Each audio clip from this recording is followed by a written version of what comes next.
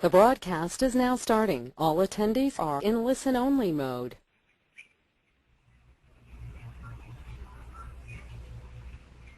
Welcome to the Mini Storage Messenger Self-Storage Webinar Series. I'm Robin Dodge, Circulation and Social Media Coordinator, filling in today for Poppy Behrens, publisher of Minico, Inc. And we're delighted to have you in the audience today. This is one of several informative webinars planned for self-storage owners, operators, managers, investors, developers, and other industry professionals. The topic of today's webinar is using on-site events to grow referrals, repeats, and marketing source move-ins, sponsored by Smyrna, Georgia-based Universal Management Company. Our presenter is Ann Ballard, a well-known self-storage industry expert who heads Universal Management Company. Universal Management Company is a longtime top operator in the self-storage industry, offering self-storage business owners the benefits of the company's extensive industry experience, as well as professional, unbiased management services. A global industry consultant, Ann has served for more than a decade on state and national self-storage association boards. She has written many articles for the Mini Storage Messenger and other publications, and is a regular contributor to the annual Self-Storage Almanac. Ann's latest book is The Hat Lady Speaks, Marketing Self-Storage. 2010 marks the 31st anniversary of the Mini Storage Messenger, the original voice of the self-storage industry. Each issue of Messenger provides readers with in-depth news and information. Its cover stories and feature articles explore the most timely industry topics and trends. In addition, monthly columns contributed by industry experts and accomplished business professionals address a wide range of topics including security, facility operations, technology, legal issues, legislative updates, construction, and development. We also publish a variety of other self-storage data sources like the ones you see listed. For more information, please visit us at ministoragemessenger.com. Today's webinar is being recorded and will be available for viewing on demand from our archives at ministoragemessenger.com. We invite you to submit questions throughout today's webinar. To ask a question, simply type it into the question area and click Send. While we will try to answer as many questions as we can during the question and answer period at the end of the webinar, those that cannot be answered due to time constraints will be answered via email after the webinar. Today's presentation should run about 45 minutes with the remainder of the hour open to questions and answers. And now I'd like to turn the presentation over to Ann. Good morning, Ann. Good morning out there on the West Coast, Robin. How are everybody today? And to our East Coast participants, good afternoon. And to everyone in between, we hope you have a great day. Today we are going to be talking about using on-site events and why we go to all the time, effort, and trouble to have these events. Mainly, it's to grow referrals, repeating customers, and those marketing source move-ins to our facilities. So let's go ahead and get started. And we want to thank Minico once again for their support. The first thing I would like everyone to think about when it comes to repeat referrals and marketing source customers is the incredible importance of making sure your potential customers know your brand. Remembering that people don't buy self-storage on impulse. They don't buy self-storage just because it's on sale for $29.95 a month. And they only buy self-storage when it's needed. And when it is needed, you want your store and yourself to be the one they automatically think of first. Now, the more you get and keep your brand in the public view, the more likely it is that they'll think of you first when they need self-storage. This helps you kind of avoid having your customer base even go to the web to look up another storage facility, or if they're still using Yellow Pages, to go to the Yellow Pages. They automatically think of you first. And all of us, of course, are trying to move towards green-friendly thinking to increase our sense of community and good values. So we will be using some technology to accomplish these goals of growing our repeat referrals and marketing source customers with on-site events. Our next slide talks about the importance of, and let's see if we can make these slides advance, Robin. They're just a tad bit slow this morning. Sorry, y'all. Everybody loves to see a beautiful invitation. We're having a party and you're invited. Those are words everybody loves to see or receive as an email or get an actual postcard invitation. So it is important when planning your on-site events to remember that in the invitation itself, whether it's an electronic invitation or a printed invitation, as well as your presentation on the site, that it is a presentation. You've got to look good to make that dynamic first impression.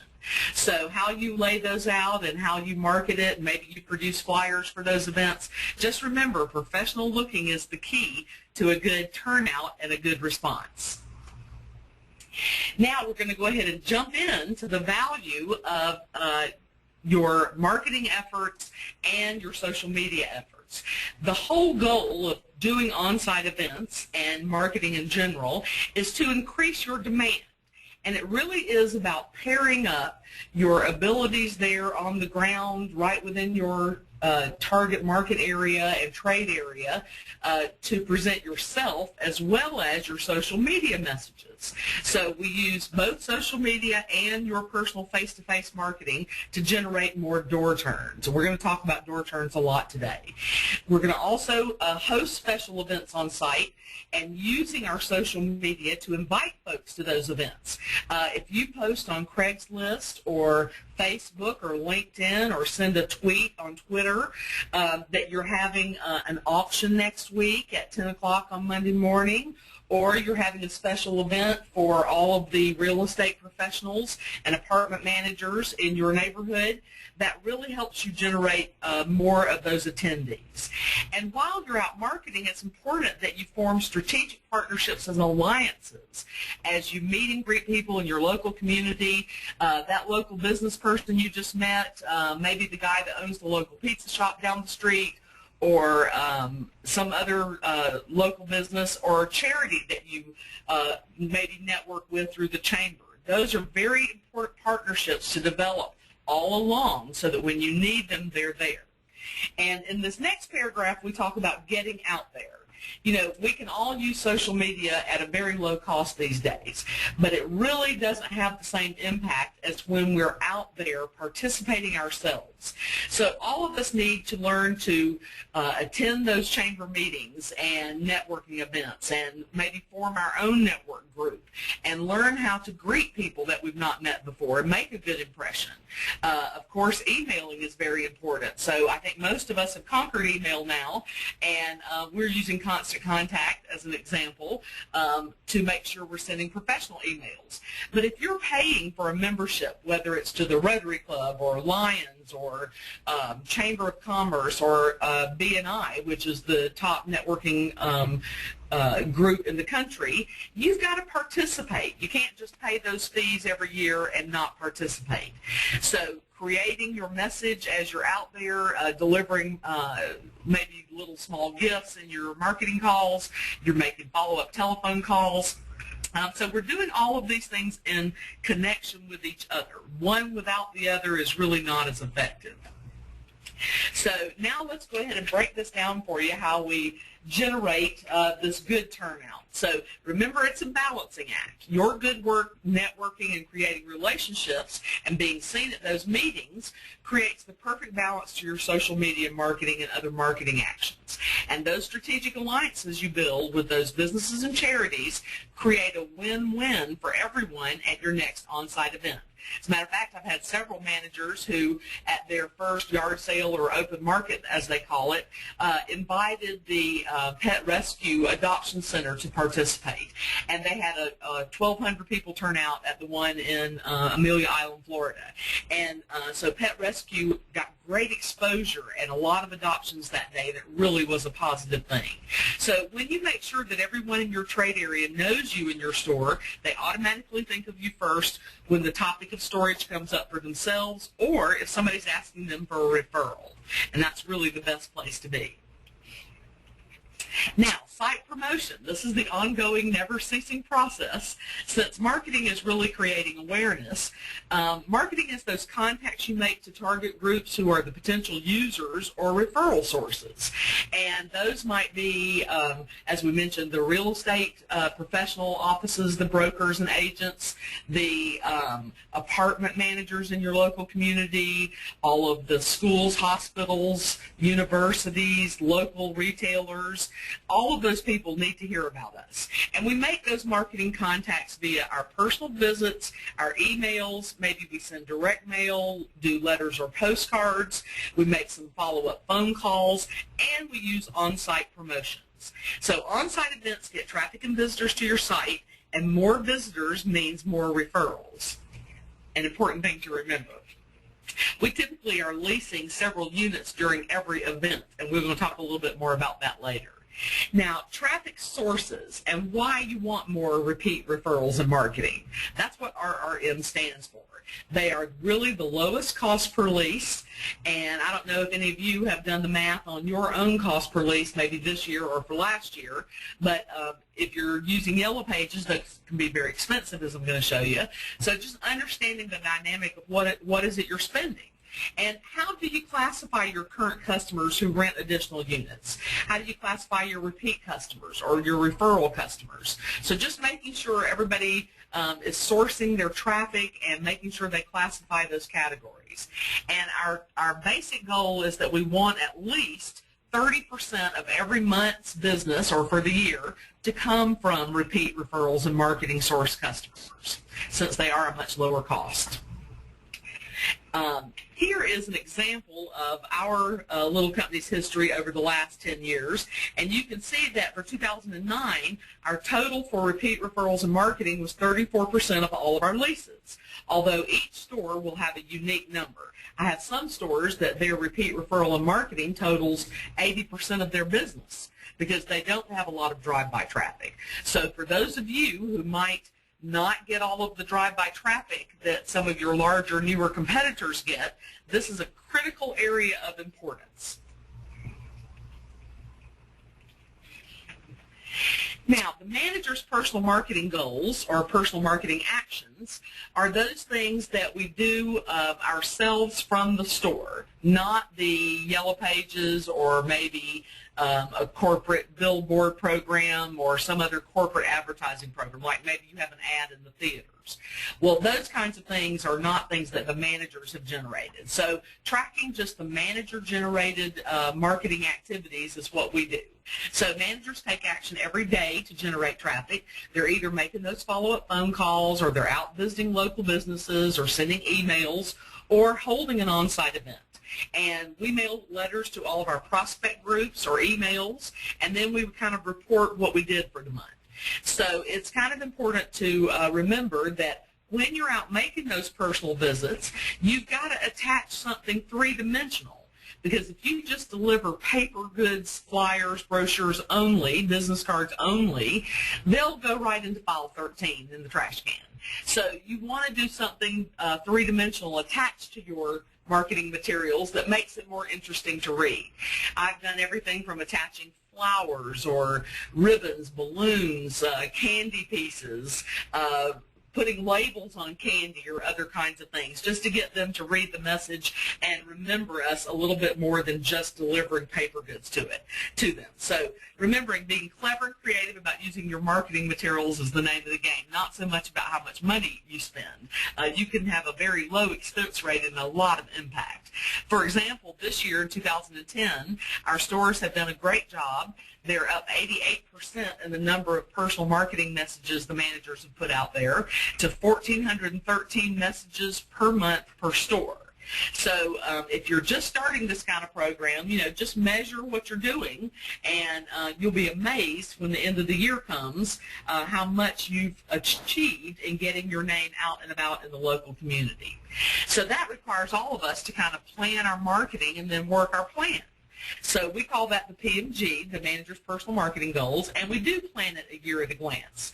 And when you're planning for next year or maybe the rest of this year, include the on-site events that you want to hold in which month, so you can then budget for them and plan what kind of marketing activities it's going to take to have a big turnout at your event.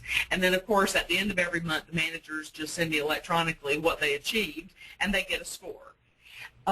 In the upper left-hand corner of this particular slide, I've showed some very low-cost marketing tools, like buying cases of Chex Mix at Costco and then putting private labels on them yourself, like Check Us Out.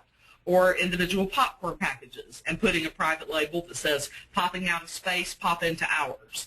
And several of our managers are geniuses at finding these low-cost items and making sure they have a great marketing message tie-in. Of course, you see the Christmas one at the bottom there.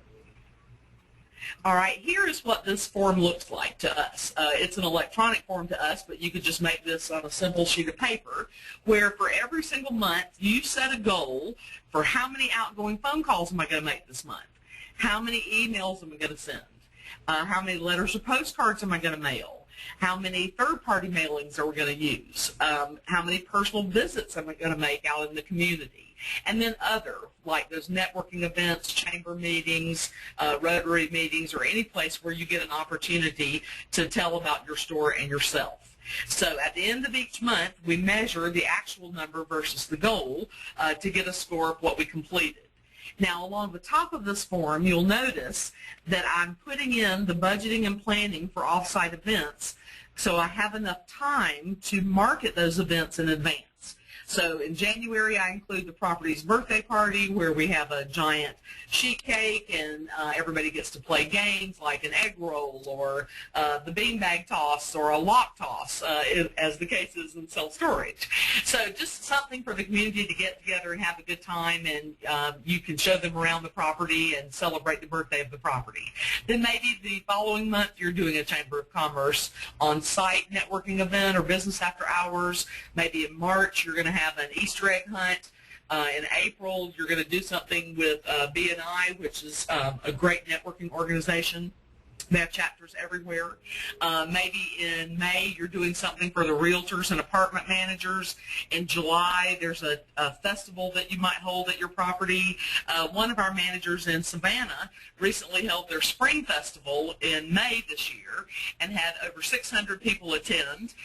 He marketed it through the 3 elementary schools that were closest to the property and had bouncy houses and pet adoption and the firemen there to teach the kids stop, drop, and roll. And he got partners with his strategic alliances with public supermarkets and Papa John's Pizza and a local convenience store chain that the owners happened to own as well, that gave away gas cards, and everybody won prizes and just had a great time. So that just teaches you a little bit about planning in advance for those events. You can, like I said, do the whole year's plan on a single sheet of paper, and it makes it very easy to measure that way. But while we're out marketing and making business contacts, we use a very simple marketing call report shown here, and all we want to do is make this fast and easy. So it's generally handwritten. We don't even take time to type this up, and it just shows who we called on, for example, and for every place we call on, we have to collect an actual business card to get the contact information. And that way, when we get back into our office after our outside marketing visits, we input all our email addresses into our Outlook database from those business cards that are collected. And that makes it easy to stay organized and keep everything well organized so you can do follow-up in a simple and easy way.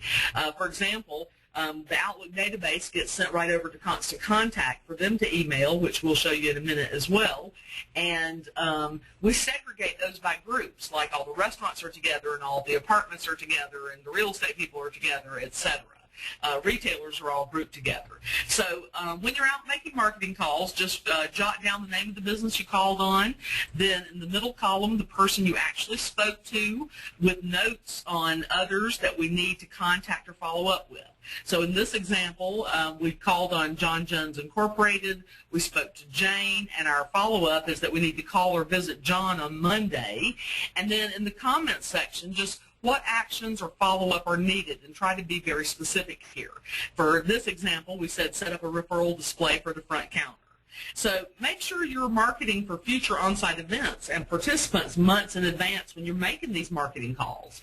For example, we have an annual event at lots of our properties called Santa Stores With Us, So Should You, and we set up Santa's Workshop.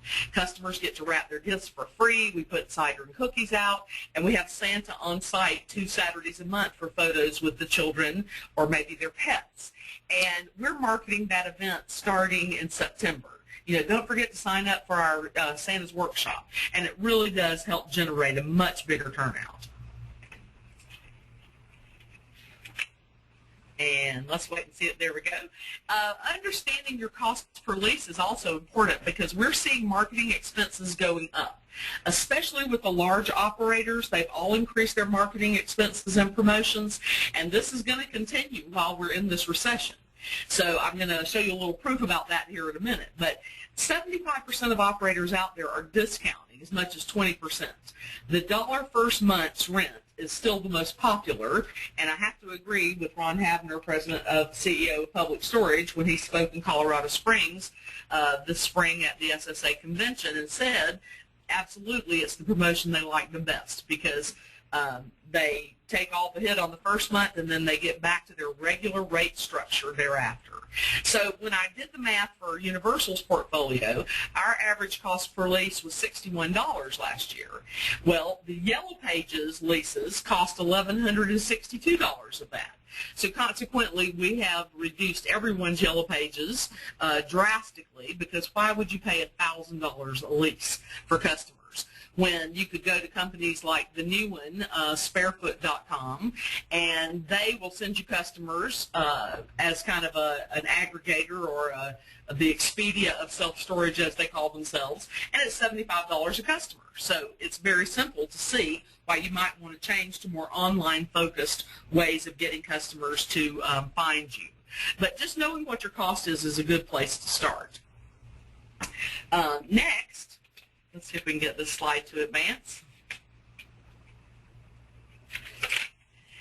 You got to also understand how your customers found you, what got them to store with you, how old are they, how far do they drive, what type of customer are they. So all of us that I know in professional management for management companies, we all force the marketing questions at move-in. It takes just a few seconds, and that way we know for a fact what is working. We don't have to guess. Oh, well, yeah, maybe that Yellow Page money brought me leases or not. We know exactly. And when I look at this, for example, I'm seeing on this particular example that this store has an average customer length of stay of 3 years, and the customers predominantly 77% come from 5 miles or less, and most people don't even check any other facilities, maybe 1 or 2 before they store with us.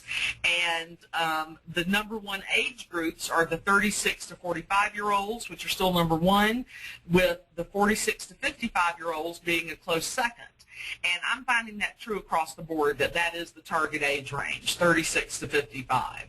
And it's interesting also to note that of the almost 23% commercial customers they have at this store, and this is true everywhere, that most commercial customers in self-storage that I find are service-based businesses or retail businesses. So that might give you some ideas of who to market to in your neighborhood. The other part of the marketing question is the rest of the marketing summary report, which I just showed you page 1. This is the other page, where it shows us which one of our sources brought us the most traffic. Well, this particular store happens to get 51% of their customers from drive-by, 43% from RRM, repeats, referrals, and marketing, 5% from internet, and 0 from Yellow Pages. So, of course, they're not going to spend a dime on Yellow Pages. I think we only have a bold listing for them and most of the other stores like this with high drive-by. So the higher your repeat, referral, and marketing, the lower your cost per lease is going to be. Now, as we look at this next slide, it's important before generating traffic to your site that you know how to sell off-site while you're out there. So taking a little marketing action every day is very important. Now, we know we talked about making outgoing phone calls. Maybe those phone calls are to follow up on people you visited with last week or you met at the chamber meeting. We're sending emails to everybody. I have one store that we send 5 marketing emails a month to our whole database, which, because we're members of the Board of Realtors, the Home Builders, the Chamber, as a matter of fact, 2 chambers, we've got over 5,000 people in our database. So every month, 5 times a month, we can reach out and touch them by email for free, practically. I mean, it's very low cost. But when it comes to the personal visits to the local business people, it takes, for an average size store of about 70,000 net rentable square feet, that size store usually has 2.5 full-time employees, 2.5 full-time employees, or 2 full-time and a part-timer 2 days a week. It takes about 10 hours a month to do the visits and networking meetings. So you might be out marketing for 2 hours a week, plus attending a chamber breakfast and maybe a home builders meeting. And we do put all those contacts into our Outlook database by type and upload them to Constant Contact each week, including all of our new move-ins for the week. So they automatically get added in there as well. Now, when we're out there talking about how much money we're spending for advertising and marketing, we spent last year, as you can see on this graph, it should be 33 cents a square foot on advertising, which was 4.29% of all income. And as I said, we knew that advertising and marketing costs were going to go up because of the recession. Everybody's trying to build occupancy, and we think the trend will continue throughout the rest of 2010. And hopefully when the economy stabilizes, we can knock a few pennies per foot off of that. So it's just important to know what you're actually spending on that resource of advertising and marketing and promotion. So I wanted to just show you ours. So let's go ahead and jump into what some sample special events might be. And these are probably the list of the most common ones we have. A grand opening where the local media, and we send press releases, and everybody we know gets invited, all our chamber friends, as well as a grand reopening. For example, if you've just added some covered RV boat, or added climate control, or added non-climate, you can have a reopening of your property, and that is a successful event if marketed well. And for the chamber, the best 2 events we have are the business after hours and the ribbon cutting. And for a new property, we like to be open at least 90 days before we host an event, and then we want to get on that calendar with the chamber 6 or so months in advance. So we plan that well in advance to host a business after hours and ribbon cutting together. And those are all business people, so that works very well. Maybe you want to have a drive-through or a walk-through haunted house, maybe a Santa's workshop, a yard sale, a garage sale, or an open market sale, and those have been really popular the last few years. Maybe a leads club to come and meet at your property, or a networking event of some kind. Maybe an Easter egg hunt, and if you have any specialty storage, maybe you host a wine tasting if you have wine storage units. And then real estate tours and apartment managers' breakfast are common. And then for fundraisers and charity events that you can tie in with any of these, American Red Cross blood drive, a can-a-thon, a coat drive, Toys for Tots, allowing the high school band to do car washes to raise money. And then Customer Appreciation Day or Customer Appreciation Week is always a successful event, and you should make those annual. And then seasonal displays. So let's go ahead and break these down and kind of show you how each of these works. The first one we'll digest is the chamber event. And since these are all business people, they really are our target market. As you look down to the far right corner of the slide, you'll see commercial customers are 19.2% of the universal portfolio. And in this year's 2010 Almanac, published by Minico, they dropped to 16.5% nationally. But they have a 23-month average length of stay, compared to like a 14-month average length of stay for a residential customer. So we all know that commercial customers stay longer, they pay better, they're less delinquent, and easier to get rent increases out of. So I would think you'd want to target chamber or other business organization events. Now, they are a great source of referrals as well, because they know a lot of other people, and if they're in the real estate business, they get that first line of contact. So typically we invite everyone on the database list, as well as any other contacts we have, and most chambers still send out a couple of email invites themselves. But we recommend also, even if you have to get the chamber to mail it for you, send an additional printed invitation, because if you'll send multiple emails and flyers and printed invitations, you'll get about 10% attendance from the invited list. But you can't just send them one email or just email only and no printed invitation. So you might remember that in your marketing planning. Now, we also always have door prizes. Maybe we're giving away some free storage, or we got local business donations, or we're giving away a wine basket or some other kind of nice door prize. And everyone who attends leaves with a goodie bag that has a special offer for people who attended the event. And the invitation you're looking at in the top right side was the opening event for neighborhood self-storage at Old National Highway here in Atlanta, where the chamber was invited as well as some other contacts that we had. And the success is in the advanced planning for the details, your invitation process, your catering bids. Some chambers require the caterer to be a chamber member. What kind of staffing are you going to need? How is your event going to flow? You don't want to just invite everybody into your office, let them eat and drink everything and leave. So we want to get them in there, get them registered, so mainly we get their email to follow up with them, and then send them off on a treasure map path to find all the, yummy food and drinks and things like that. And then the follow-up that you do after your event is over is also key to a good, successful event. Here is a picture of a chamber event at the at a store in New Orleans, Elmwood Self-Storage and Wine Cellar. And at the on-site events, we give food and drinks, sometimes, as we mentioned, prescribed by the Chamber of Commerce. A lot of the chambers have started disallowing any kind of alcoholic beverages, so you have to check with your local chamber and find out what they expect or are requiring of you. And then the marketing goodie bags upon exit with the door prizes. And you can use a theme for these. We've done in Jacksonville, Florida, we did kind of a nautical theme since the property name was Blue Water. So everything was done in the blue and chocolate colors of the store, and it looked great. So get those guests in, register them, and then that gives you the ability to follow up. And then make sure you put all of the things you want them to participate in within the units and within throughout the property, because getting them to touch and feel your storage experience is the reason we have on-site events. So they need to see how neat and clean it is, how automated the lights are. They come on automatically. There's no timers.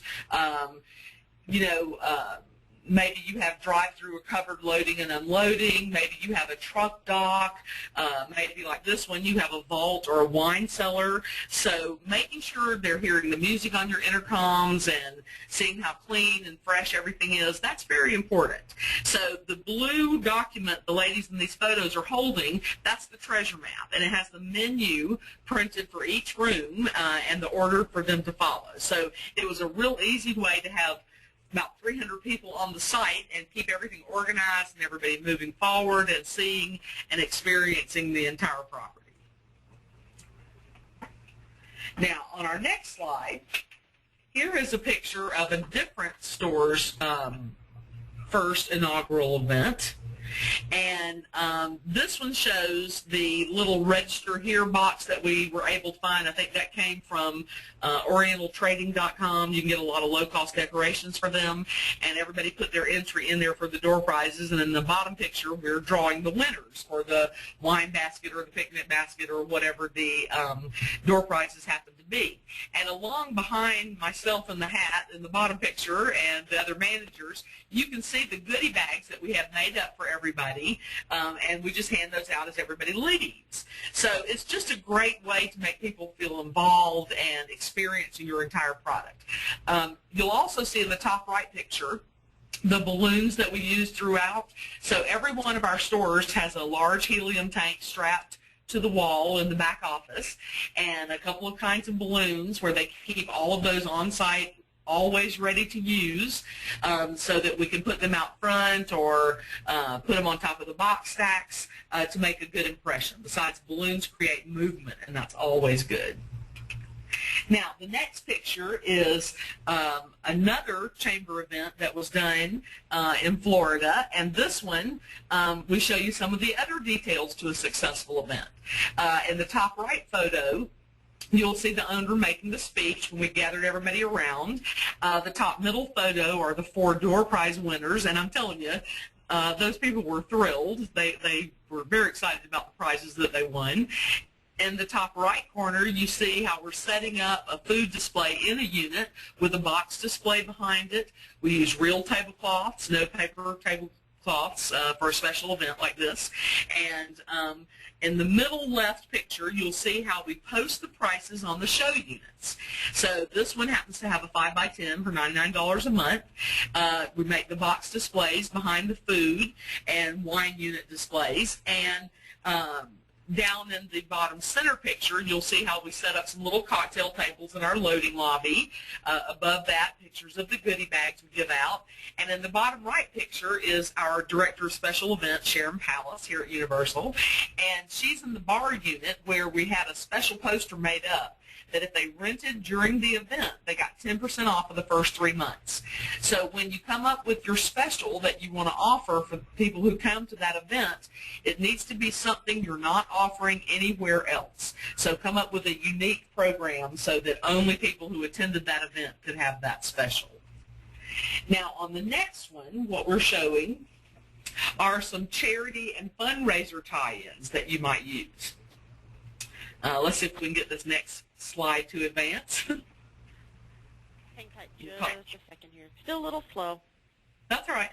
We used a lot of photos, as you can tell, folks, in today's outline, so it does take a while for it to load and move forward. And we'll just see if anybody has a question so far. All right. So this is for charities and fundraisers. You can become a collection site for them. You can give any of the charities a tabletop display during your special events, as I mentioned, the one in Savannah that we did with the pet rescue and with the firemen, and the police came and did the fingerprinting for children. That was wonderful. School clubs can do their car washes or have bake sales during your events, and you'll see a car wash going on in the right middle photo at one of the South Carolina properties. But a good tie-in and a great way to have your association with a charity work well is that if you have a conference room set up, you can invite a member of the board of directors for that charity to come take a tour of the site. And they get free use of your conference room if the board member has toured the site, so they can tell all the other board members. Charitable organization board of directors tend to be well known and well connected, and they know a lot of other people. So often at our sites where we have the business center set up, we'll give that charity 4 or 5 months of free rent, and then always keep them like it may be 25 or 50% discounted past that, and they're very happy because they're getting something. And a lot of times they will help you promote your special events if it's going to be a tie-in for them. So you get access to a whole new group of people. So remember, think about asking them to get a link on their website for your store, and then put their link on your website, because Google really loves it when we have two-way links on our websites. And together, you might issue joint press releases, get photographs with the officials of that group, and maybe mail postcards to all their contacts and hand those out at marketing calls. So some suggestions we've shown here are the Toys for Tots with the Marines, the Salvation Army, they have the kettles and some other drives they do every year. Can-a-thons are very popular here in the Southeast, as well as on the top right side, the American Red Cross blood drives. Those also work very well. Now, the next one we're going to look at is a community appreciation event. And this is where we just invite everybody over and say thank you for being our customers and have a little fun, food, and frivolity. And amazingly, we rent units during this, whether it's done this way or as the birthday party, which I'll show you next. But we had the fire trucks on site, as you can see, and face painting, and some games for the kids, some bouncy house stuff, and everybody just had a great time. We had a clown dressed up as a human directional out front inviting folks in. So it really was a great time had by all. So moonwalks, face painters, balloon artists, and a special offer to rent another unit or refer someone during that event where maybe you increase the amount of your referral fee, or maybe if it's an existing customer that rents another unit, you waive the admin fee on the second unit or something of that nature. So that was just to give you some ideas of a good customer appreciation event. The next one we're going to look at is the yard sale. Excuse me. And the yard sales are very simple. You just take out a local ad in your local paper where all the other yard sales are listed, and then make sure you get your ads online at yardsalesearch.com, garagesale.com. Craigslist has just been great for us. Facebook, Merchant Circle, any of the others, and any of the other low-cost sites that might be popular in your area. And then you get someone as an outside food vendor to handle all the food, because during the yard sale you don't want to be the one involved in that. So this is where you go to your strategic alliances you've made during your marketing, and maybe you get Papa John's Pizza or Domino's Pizza or the local pizza guy to come. Maybe the PTA wants to grill out hot dogs or something and make the money. Maybe the Girl Scouts have a bake sale, as is common at ours. So just some ideas of other tie-ins to have on site during a yard sale that just work great. And then we do typically use a clown as a human directional out front of the property. And signs in the neighborhood. So we, of course, put out flyers in our marketing calls. You will need to have a daily rental form that allows them, with some rules attached, and tells them when they have to set up, when they have to be cleaned up and put up, or they've rented it for a month automatically on their credit card. So you do need a few rules, but it's pretty easy once you kind of get your arms around the whole thing. And at our large stores, they're averaging over 1,000 people at these sales. And I'm telling you, what a huge event for very little money. Because all the money was just in those local ads that we had to place and the flyers we produced. We typically provide, you know, the cold water bottles or maybe our free popcorn machine at those, but everything else is just only in the advertising. And it gets all those people in your local community through your site seeing everything that you have to offer. And, of course, for those, we also do some door prizes as well, because yard sales are always done on Saturdays and always from 8 until maybe 2 or 3 in the afternoon. We have a standard process that Sharon does. She goes around at about 7:30 that morning as everybody's gotten set up and gives all the vendors a little breakfast goodie, and it really helps set the tone. And you can charge anything from $10, as she does at some of her smaller properties, to $50 to be a vendor. So you're working to sign up vendors to sell as well as people to generally attend. And trust me, once the word gets out you're having a giant indoor yard sale, you get a lot of people to attend. So it does take a while to get the vendor signed up to be sellers. And you can do all of that on your website and through your email marketing. Now, the next event we're going to look at is another different customer appreciation event. And there we go, thanks. This is one that's now a standard annual event at this property. And we had a Customer Appreciation Day cookout with a big giant cake that everybody celebrated with. They all got to have barbecue and then play games and win prizes. And I think at this particular one, I think they leased somewhere around 8 people the day of the last one that we did. So if you could just do a little barbecue and cake for your customers with some games and toys out there and pick up 8 rentals in one day, who wouldn't want to do that? And I would imagine that the cost for the whole event here is probably, oh, I don't know, maybe around $500 or less. So we generally, I think, end up with about 40 or 50 people on site that bring their friends, or people see all the activity going on when they're driving by and come in and lease. So either way, we win on that one, and that one works out very well. And customers are very happy because we're saying thank you to them, which is an important thing for all of us to remember. These are pictures of a Home Builders Association lunch where we just did sandwiches for everybody, and all those home builders had bubble blow bottles and balloons everywhere and just had a great time. And they all got referral specials because they know all the people who are building and maybe they don't have that new house finished on time or something has held them up, and then they can be the rescue ranger to the customer by saying, well, here, we'll just store your things, you know, in this case at Elmwood Self-Storage until the house is ready. So you need these people as a good point of contact for referrals since they know all the people who are moving around in the area. them along with the realtors groups. Now, the next one, this is talking about holidays on the site. And these are the obvious choices for promoting store visits. So maybe you have a haunted house, as you see the kids all dressed up in that top middle photo, or an apartment manager's drop-in during the holidays, or a drive-through breakfast, which you see on the bottom left, or part of our Santa program where the kids get their photos taken with Santa, and we use signs out along the front of the property, Santa stores with us, so should you. And that's just been a really successful one. And here's a little bit more about that on this next slide.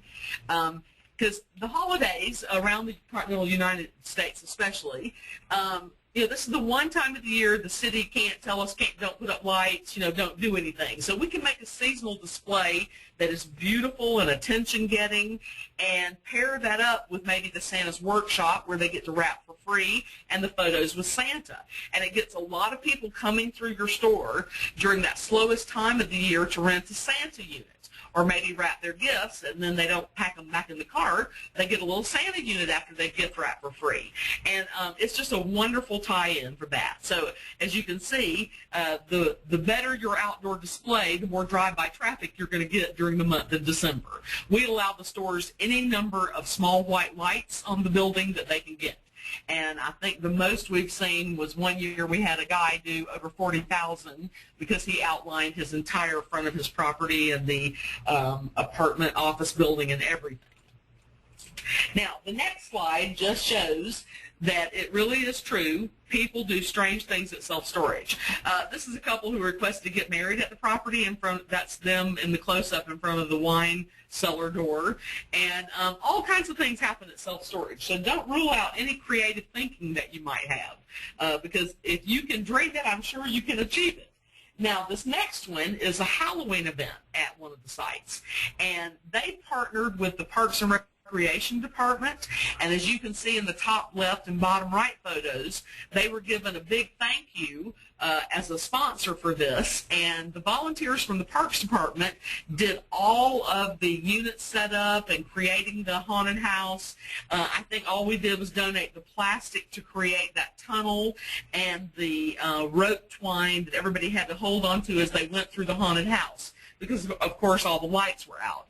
And the last year that Freddie, one of our great managers, did this in South Carolina, he had over 3,000 people attend.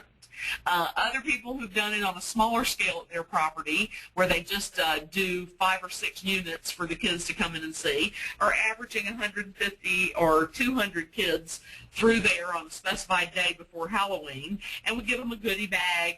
We use the McGruff Prime Dog reflective bags to give each of the kids. So those are some great ways to have a great Halloween event, partnering with someone who's done that in the past, like this one, the Parks and Recreation Department, and having a lot of people see the site and how neat and clean it was and how fun you are to be part of your local community.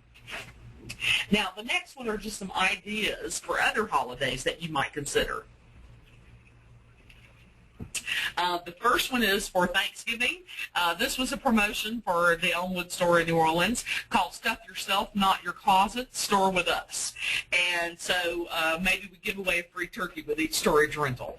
So the bottom one is because we have a coffee bar there, so we said, well, we'll give out Contractors Tuesdays, and they get a never-ending travel mug from us. So those were 2 good ideas, and the way that we promoted those events.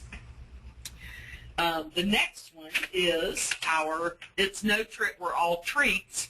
As a thank you to our customers for customer appreciation, a free drive-through breakfast.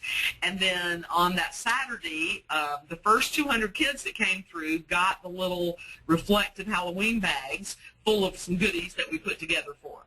So whatever your event, and especially if you have something that's special to your locale or area that everybody's known for, you want to participate in that. So remember, follow-up is the key for those on-site visitors, and to ask everybody for their referrals. Now, the next one we're going to show is the Santa's Workshop. And here's the actual postcard and signs that we use for this one. So the workshop is open on Black Friday, the day after Thanksgiving, the biggest retail day of the year, and it stays open until December 24th, and all the lights stay up until the first weekend in January. And they get to come in and wrap their presents for free. We have cider and cookies. And then 2 Saturdays during the month of December, they can come and get photos with Santa. So make sure you have a call to action on there, you know, on every offer, whether it's online or in print. Create some urgency for them to visit, and that works very well. And as you'll see, these are photos of the actual Santa's Workshop unit. We used our model unit and set up wrapping tables, and they got free gift wrap, tape, bows, and you know, everything you need to wrap all your Christmas presents. And like I said, we put out cookies and cider, and then you can put wall posters around of other benefits from the store or seasonal decorations, as Laura, who's done such a good job on this one in New Orleans, has done.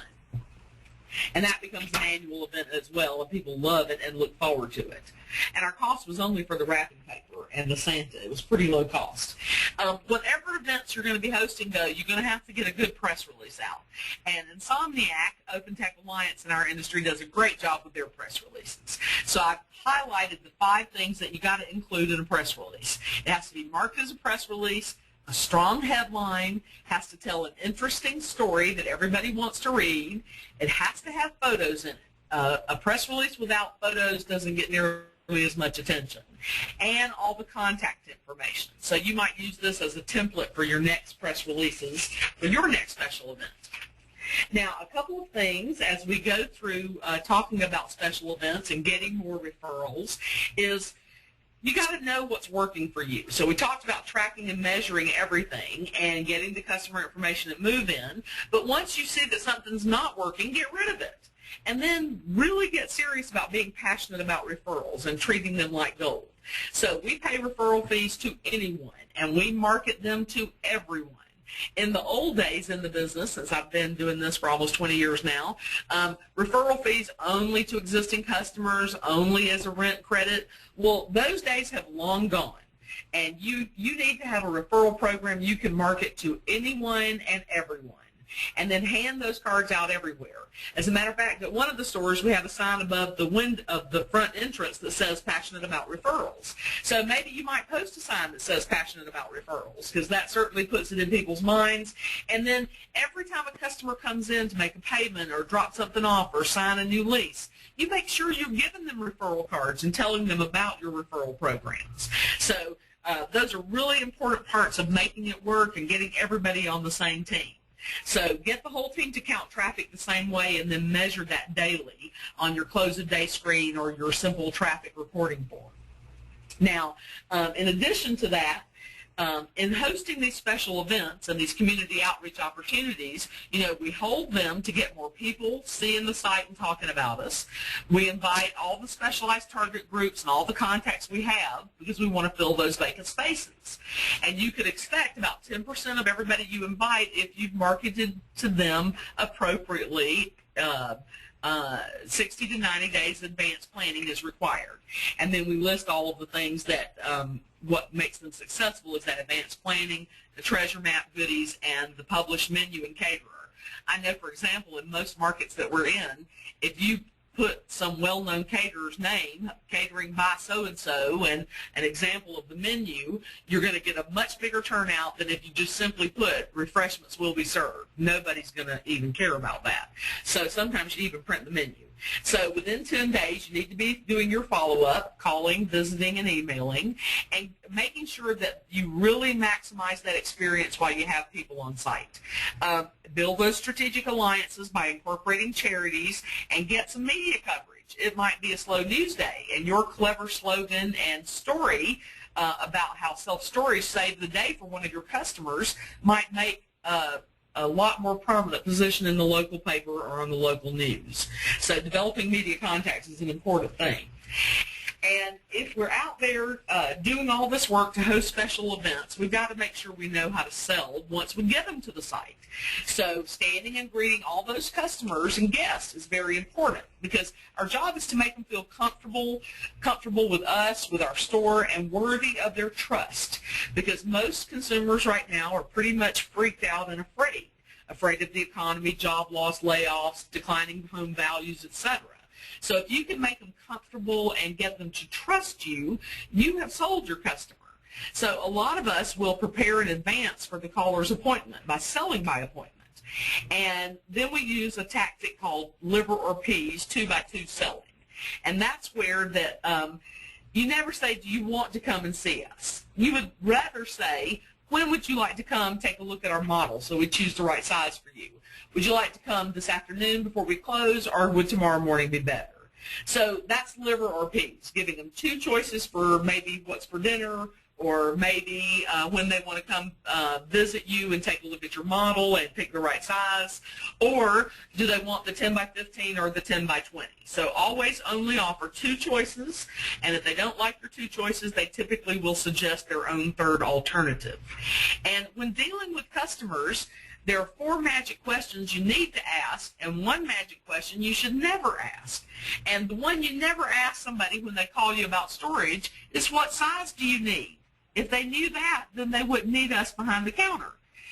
So first start off by saying, have you ever rented self-storage before? Because then you know if you've got a novice, as about 50% of customers in the U.S. still have not rented before. Or is it one of your returning customers?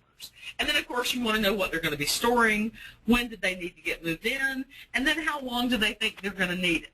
Now, we all know they stay a lot longer than they think, but we use this question number 4 to help us in closing the sale. So let's take a look at the next slide.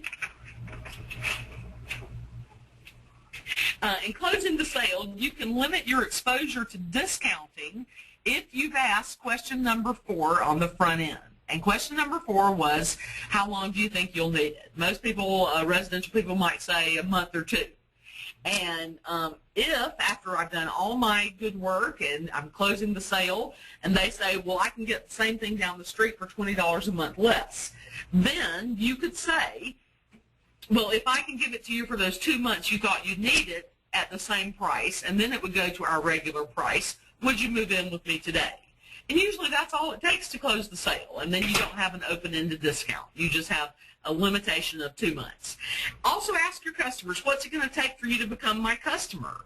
Or if I could match that price for 2 months, and then it would be regular, would you rent with me today? So no negative descriptions. And, you know, we listen to our customers when they answer those 4 questions.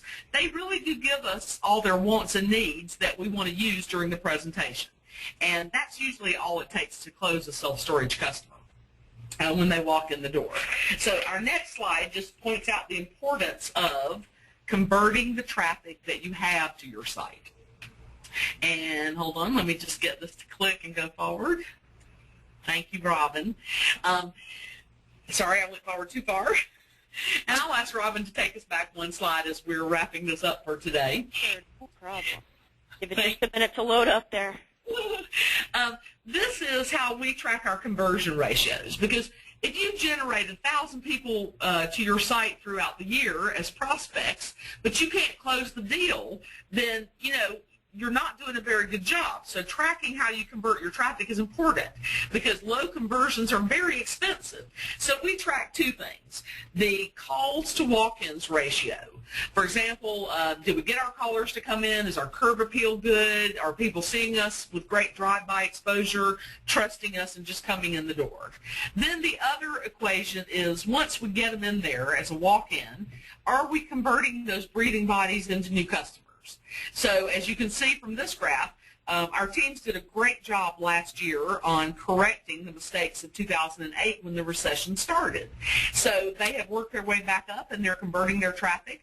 And to us, that means if you give me 100 phone calls, I'm going to give back 139 walk-ins, and out of that, I'm going to sign up 116 leases. So just knowing what your conversion ratios are very helpful. All right, now we can jump to that next one. This just shows how the average length of stay has dropped in our industry on the next slide. There you go. And for us, we're still at about 3 years, you know, although it did drop from the high in 2007.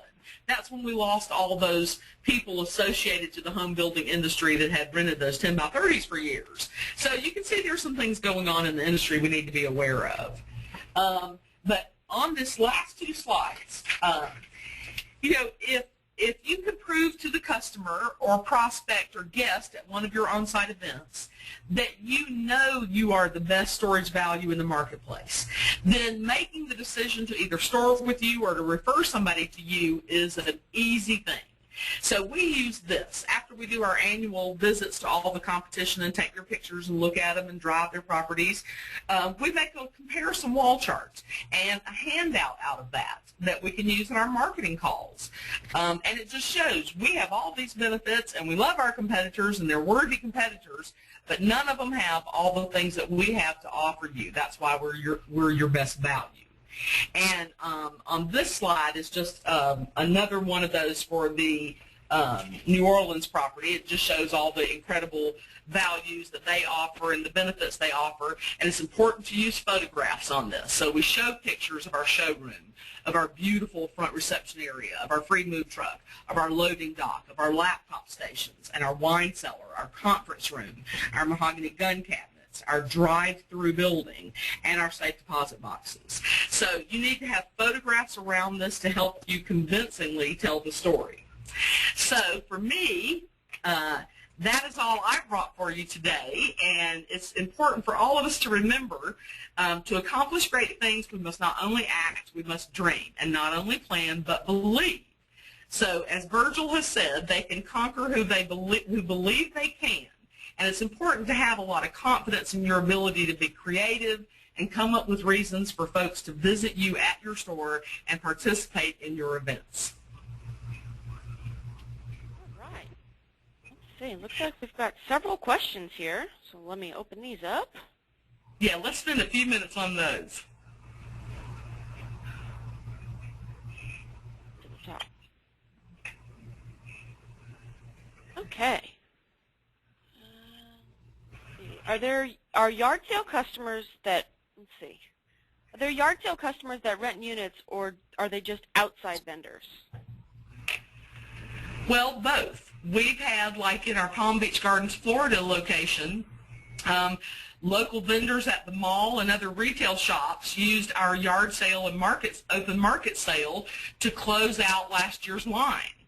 And so they were delighted to rent a unit for, I think it was $75 a day, and we generated over 1,000 customers walking past them. They were thrilled.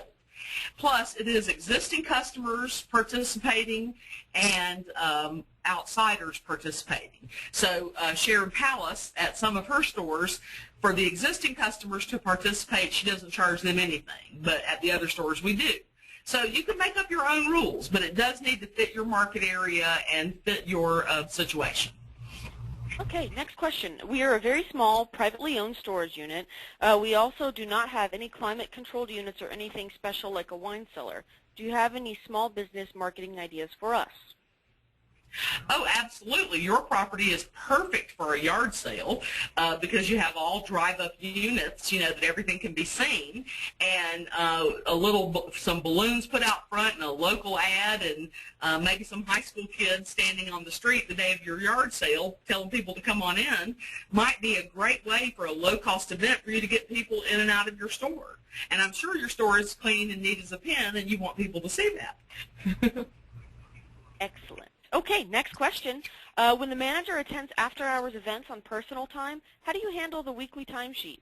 Do you pay overtime or expect the manager to attend as part of job description? That is a very important question, and it has to be handled appropriately. For example, my marketing team in Florida, they're salaried, so we don't have to time clock so much all of theirs. But most of our other managers are on the clock. So we just need to work out the time worked by each team member to be only what's allowed to do the job. So they might get off early that afternoon, they're going to an evening event. But if you're only one person doing every single thing, it should be handled appropriately, and if it's extra hours, then it should be paid as extra hours. And I'm sure I'll get a call from the owner screaming at me, but that's the truth. All right. Looks like we have time for about one more question. Okay. In your opinion, what is the best low-cost event? I think probably The yard sale is the best low-cost event, and next would be the customer appreciation. I had a team that did a customer appreciation week, and they looked at their gate records and saw that from 6:30 to 8:30 every morning was the busiest time on their property because they had lots of commercial customers. So for a whole week, they stood out by the keypad every morning from 6:30 to 8:30 and brought out an electric cord and served toasted bagels, orange juice, and coffee at the keypad every day for a week. They got like 8 rentals from doing that. It was fabulous. So it doesn't matter how much money you spend, it's just how much you thought about what would my customers appreciate. How can I say thank you in a big way to them? And like I said, it might only take your time and bagels and orange juice at the keypad. All right. Well, I want to say thank you to everyone for attending the webinar today.